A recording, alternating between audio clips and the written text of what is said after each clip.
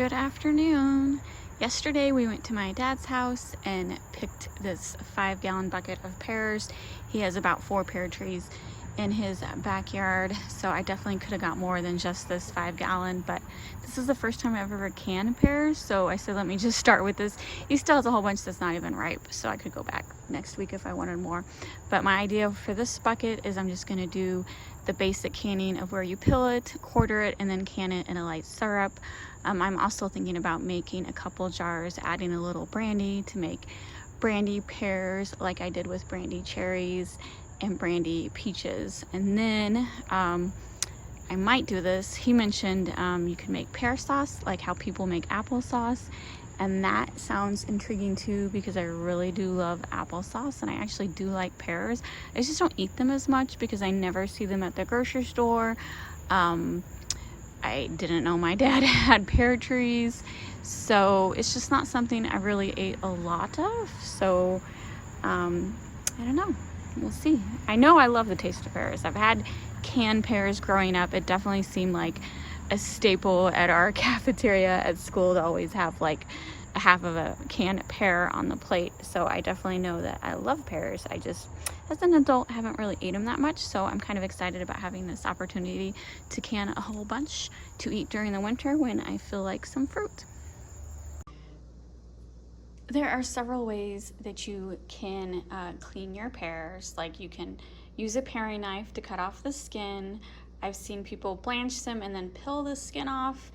They're pretty small, and so it doesn't really take that long to hand peel them, but when you cut them open, the core is pretty hard, and so I decided to use my apple peeler, and I'm not gonna be able to show you one-handed because I don't have it mounted to a table. I have it mounted to a stand that I hold in place as I twirl this. So you just twirl this and it cuts it perfectly, and it cuts it into, takes out the core, and then it cuts it into these slices, and then you can just cut it in half and you will get these perfect little slices, kind of like when you do apple pie.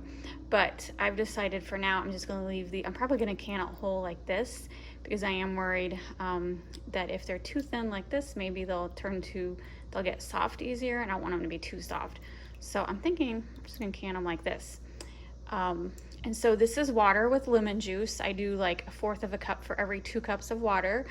I just use concentrated lemon juice. You can also use fruit fresh, but I just prefer the natural method of the lemon juice because they will yellow if you don't do that. And so I have a whole bucket. I don't think I'm gonna get this all done tonight. So my water bath canner is not that big. It actually only holds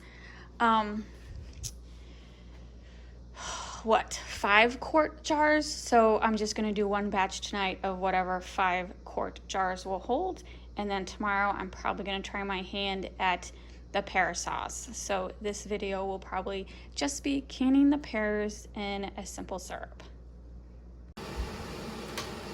Alright, I have my water bath canner getting to the boiling point, and then now since it's almost ready, I put the pears in a simple syrup. I'm doing a light syrup. You can do a medium syrup or heavy syrup.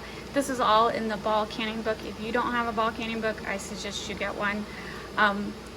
Pretty much any ball canning book you see will do because they all repeat the same base recipes, and then they add extra recipes that are pretty cool too. That's why I have 3 books, because they each have different recipes, but they still have the same. So all 3 of my books tell you how to can the pears in syrup. And so the simple syrup I'm using is 5.5 cups of water and 2.5 cups of sugar, and then you boil the pears in it for 5 minutes.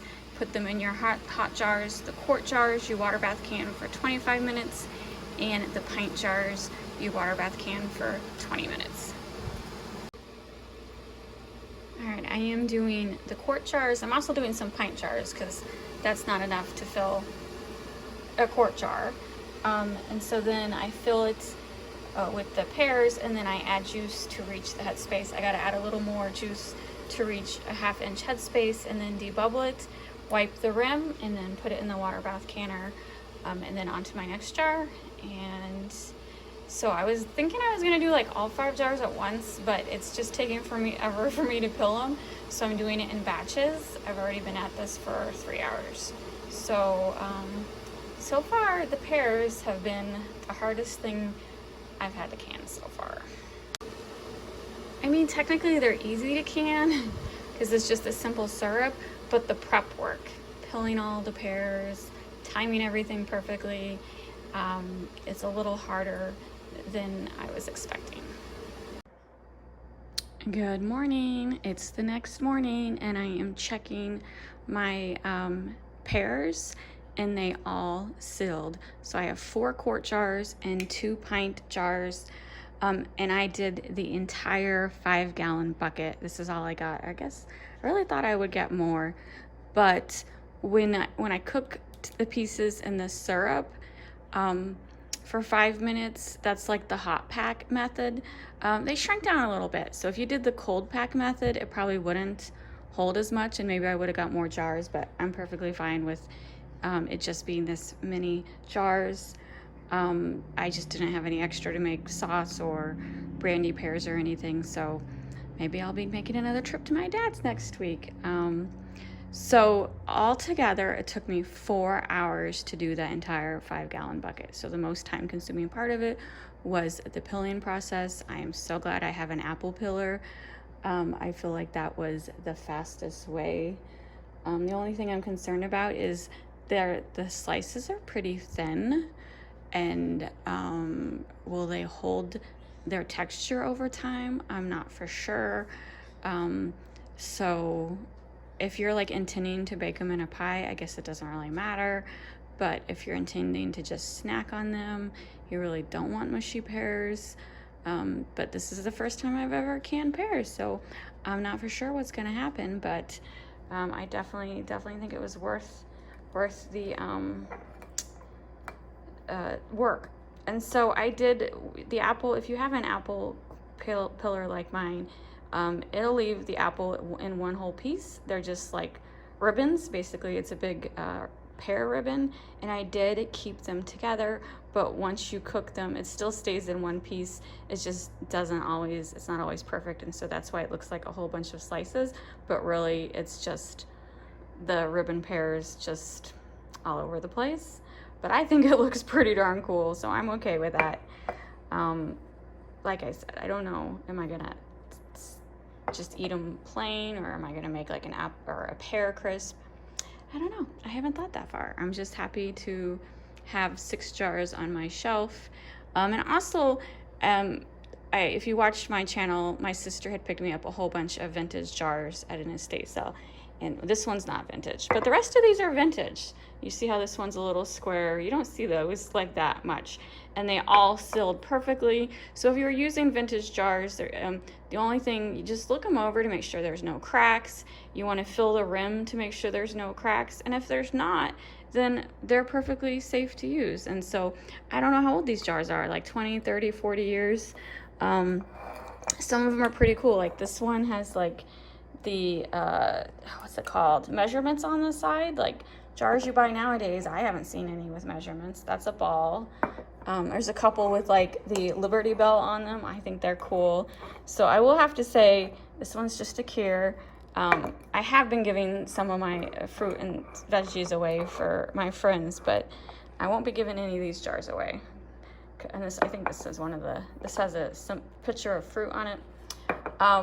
When you give like canned jars away, you kind of have to give away with the expectation that you're never getting that jar back. And sometimes you do get the jar back, but you know what? I don't want to lose these jars. And it was 4 hours of work. So sorry, Holly, if you're watching, these pears are mine.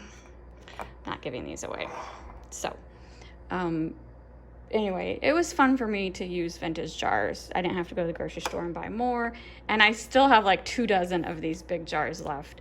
Like I mentioned earlier, I tend to not use these size because it's reaching the limit of my water bath canner. I still get the inch headspace, and then I have like a ½ inch left, and then that's the top of the canner. And so then what happens is when you get a heavy boil, sometimes the water will start bubbling over the edge, and so you kind of have to watch it, and that's not fun. And so that's why I tend to not use these quarts. And I realized I could get a bigger water bath canner, but I don't want to, because if you've noticed, I have a flat stovetop.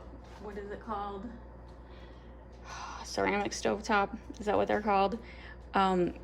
Honestly, most canning gods do not recommend water bath canning, and definitely not pressure canning on top of a flat stove like mine.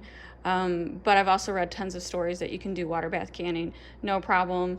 It's like, oh, you're gonna void your warranty. Listen, I bought this house used.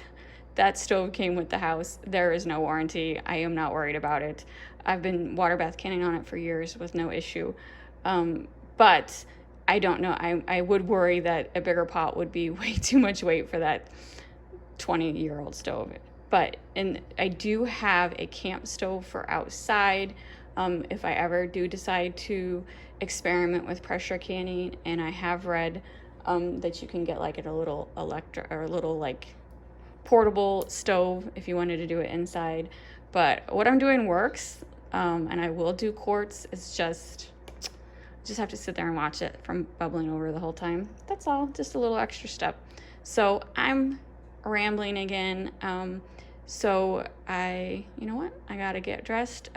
It's early in the morning. I'm starting my work day, but I think I'm gonna skip my work day today. I think we're gonna go to a farm and pick some apples. My favorite farm, just their gala apples are ripe, and I'm on this canning roll, so I think I'm gonna go pick some apples and make some spiced apple rings later. Now that I have my apple corer out, might as well use it for actual apples. Thanks for watching. Please hit the like and subscribe buttons, and I will see you later.